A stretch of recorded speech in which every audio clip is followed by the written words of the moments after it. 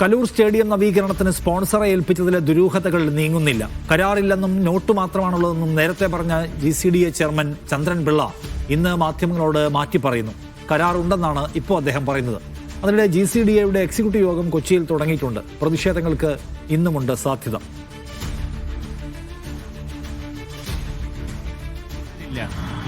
കരാറുണ്ടെങ്കിൽ അത് പുറത്തുവിടും, അതിന്റെ രേഖകൾ പുറത്തുവിടും. ഇല്ല, സ്പോർട്സ് കേരള ഫൗണ്ടേഷന് സ്റ്റേഡിയം മാച്ചിന് വേണ്ടി തയ്യാറാക്കാൻ കൈമാറിയിട്ടുണ്ട്. അത് രേഖാപരമാണ്. അത്രയും സ്പോൺസർക്ക് കൈമാറിയതാണ് ഇതിലെ വിവാദം. സ്പോൺസർക്ക് GCDA കൈമാറിയിട്ടില്ല. അങ്ങനെ സാഹചര്യം ഉണ്ടായിരുന്നിട്ടില്ല. ഈ സ്പോർട്സ് കേരള ഫൗണ്ടേഷൻ എന്ന് പറയുന്നത് ഒരു PSU ആണ്. അതിൻ്റെ MD വിഷ്ണുരാജ് IAS ആണ്. അത് ഗവൺമെൻറ് സ്ഥാപനമാണ്. അവർക്കാണ് കൈമാറിയിട്ടുള്ളത്. GCDAയും സ്പോൺസറും തമ്മിൽ നേരിട്ട് ഇടപാടുകളൊന്നുമില്ല. അവർ അവിടുത്തെ ടൂർണമെൻറ്റ് കൊണ്ടുവന്നിരുന്നതിലേക്ക് ഞങ്ങൾ ബന്ധമുണ്ട്. അവിടെ നടക്കുന്ന പ്രവർത്തനങ്ങളെ സംബന്ധിച്ച് ഞങ്ങളുടെ മേൽനോട്ടമുണ്ട്. സ്റ്റേഡിയം കൈമാറ്റത്തിൽ ഒരു നേരിട്ടുള്ള കൈമാറ്റം അവർക്ക് കൈമാറിയിട്ടില്ല. SKF കൊടുത്തിട്ട് കേരള ഗവൺമെന്റ് സ്ഥാപനത്തിനല്ലേ കൊടുത്തിട്ട് കളി നടക്കണ്ടേ?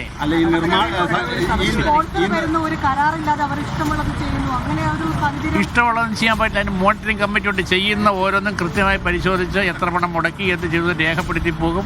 അതിന്റെ ക്വാണ്ടിഫൈ ചെയ്യുന്ന കമ്മിറ്റിയുണ്ട്. എസ്റ്റിമേറ്റഡ് ടെൻഡർ അങ്ങനെ കാര്യങ്ങൾ എന്തെങ്കിലും ഉണ്ടോ? എസ്റ്റിമേറ്റഡ് കാര്യങ്ങൾ എന്തെങ്കിലും ഉണ്ടോ? ടെൻഡർ 70 കോടി എന്നൊക്കെ പറയുമ്പോൾ ആര് പറഞ്ഞു 70 കോടി?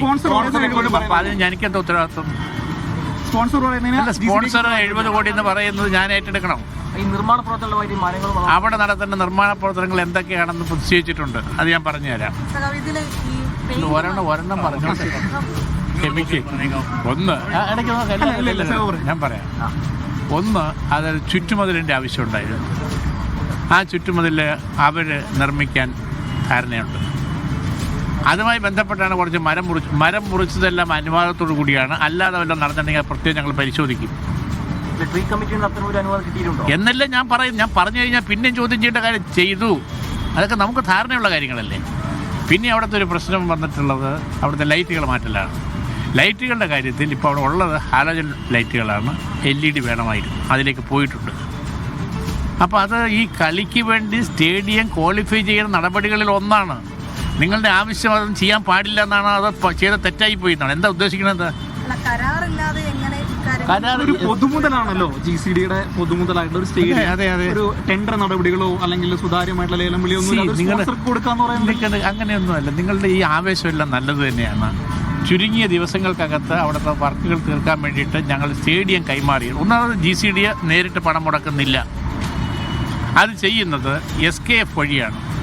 ഞങ്ങളുടെ ബന്ധം SKF-ആയിട്ട്.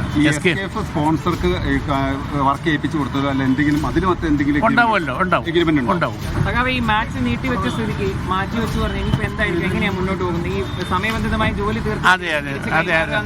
അതെയല്ലോ 30-ാം തീയതിക്കകത്ത് പണി പൂർത്തിയാക്കേണ്ട ആവശ്യം നമുക്കുണ്ട്. കാരണം ഡിസംബറിൽ ISL മാച്ച് വരികയാണ്. നിങ്ങളെല്ലാം ചെറുപ്പക്കാരി കളികളുടെ എല്ലാം പ്രേമികളാണെന്ന് എൻ്റെ ധാരണ. അപ്പോൾ അതിനകത്തൊന്നും ഒരു അനിശ്ചിതത്വം വരാതിരിക്കാൻ വേണ്ടി ഞങ്ങൾ ശ്രദ്ധിക്കും. ISL മാച്ച് നടക്കും. ശരി, സിജോ വർഗീസ് കൊച്ചിയിലും ചേരുന്നു. സിജോ, ഇപ്പോഴും GCDA ചെയർമാൻ കരാറുണ്ട് എന്ന് പറയുന്നില്ല. ഞങ്ങൾ സ്പോർട്സ് കേരള ഫൗണ്ടേഷനാണ് കൊടുത്തത്, സർക്കാർ സ്ഥാപനത്തിനാണ് കൊടുത്തത്, IAS ഓഫീസറാണ് അതിന്റെ ചെയർമാൻ. അപ്പോൾ കൊടുക്കാമല്ലോ. അതിനെന്തിനാണ് കരാറെന്നാണ് അദ്ദേഹം പറയാതെ പറയുന്നത്. അപ്പോൾ SKF സ്പോർട്സ് കേരള ഫൗണ്ടേഷനും ഈ സ്പോൺസറും തമ്മിൽ കരാറുണ്ടോ? ഉണ്ടാവുമല്ലോ എന്നാണ് അദ്ദേഹത്തിന് അതിനെക്കുറിച്ച് വ്യക്തതയില്ല. എന്ന് വെച്ചാൽ ഇപ്പോഴും GCDA ചെയർമാൻ പറയുന്നത് പേപ്പറൊന്നും ഇല്ല എന്നാണ്.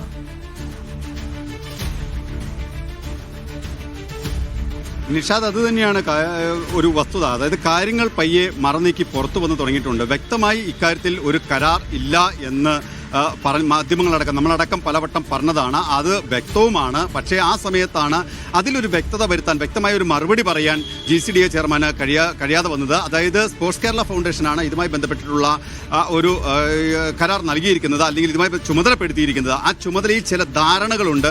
ആ ധാരണകളാണ് അദ്ദേഹം പത്രക്കുറിപ്പായും മാധ്യമങ്ങൾക്ക് മുന്നിലും എല്ലാം പറഞ്ഞുകൊണ്ടിരിക്കുന്നത്. ഈ സ്പോൺസർ ഇതിനകത്ത് ഇടപെടുന്നതിൽ തങ്ങൾക്ക് പ്രത്യേകിച്ച് റോളില്ല. 70 കോടി മടക്കി എന്ന് ആരാണ് പറയുന്നത്? അത് അദ്ദേഹം പറയുന്നുണ്ടെങ്കിൽ അതിന് അദ്ദേഹത്തോട് ചോദിക്കുക, ഞങ്ങൾക്ക് അതിനകത്ത് മറുപടി പറയാനാകില്ല എന്നും അദ്ദേഹം പറഞ്ഞു വെക്കുകയും ചെയ്യുന്നുണ്ട്. എന്തായാലും ഇതുമായി ബന്ധപ്പെട്ട പല അവ്യക്തമായിട്ടുള്ള മറുപടികളാണ് പറയുന്നത്. അവിടെ നടക്കുന്ന നിർമ്മാണ പ്രവർത്തനങ്ങൾ, ആ നിർമ്മാണ പ്രവർത്തനങ്ങൾ നടക്കുന്നത് എങ്ങനെയാണ് നടക്കേണ്ടത്, ഏതൊക്കെ നിർമ്മാണ പ്രവർത്തനങ്ങൾ നടത്തണം എന്ന കാര്യത്തിലെല്ലാം തന്നെ നേരത്തെ പറഞ്ഞിട്ടുണ്ട്. നേരത്തെ ചില കാര്യങ്ങൾ സൂചിപ്പിക്കുകയും ചെയ്തിട്ടുണ്ട്. അത് മോണിറ്ററിംഗ് കമ്മിറ്റി മോണിറ്റർ ചെയ്യുന്നുമുണ്ട് എന്ന് അദ്ദേഹം പറയുകയും ചെയ്യുന്നുണ്ട്. അതിനപ്പുറത്തേക്ക് മറ്റൊരു കാര്യത്തിനെക്കുറിച്ച് കൂടുതൽ കാര്യങ്ങൾ നടക്കുന്നില്ല. പക്ഷേ ഇതിന് വ്യക്തമായ ഒരു കാര്യം അദ്ദേഹം പറയുന്നത്, ഇന്നത്തെ GCDAയുടെ എക്സിക്യൂട്ടീവ് യോഗത്തിൽ ഇക്കാര്യം ചർച്ച ചെയ്യുന്നില്ല എന്നുള്ളത് തന്നെയാണ്. അതായത് ഈ എക്സിക്യൂട്ടീവ് യോഗം ചേരുന്നത് മറ്റ് പല കാര്യങ്ങൾ ചർച്ച ചെയ്യുന്നുണ്ട്. അതായത് പ്രധാനപ്പെട്ട കാര്യം, അവർ ഇതിലൊരു മുഖ്യ അജണ്ടയായി തന്നെ വെച്ചിരിക്കുന്ന ഒരു കാര്യം, ഇവിടെ കോൺഗ്രസ് ഈ സ്റ്റേഡിയത്തിൽ അതിക്രമിച്ച് കയറി നാശനഷ്ടങ്ങൾ ഉണ്ടാക്കി മെസ്സി അടക്കം വരേണ്ട സാഹചര്യത്തിൽ ഫിഫ നിലവാരത്തിലേക്ക് ഉയർത്തേണ്ട ഒരു സ്റ്റേഡിയമാണ്. അത്തരത്തിലുള്ളൊരു ടർഫാണ്. അവിടെ കയറി കാര്യങ്ങൾ നശിപ്പിച്ചു, അത് ശരിയായില്ല, അക്കാര്യത്തിൽ പരാതി നൽകിയിട്ടുണ്ട്. അക്കാര്യം പ്രധാനമായും ഇന്നത്തെ എക്സിക്യൂട്ടീവ് യോഗം ചർച്ച ചെയ്യും.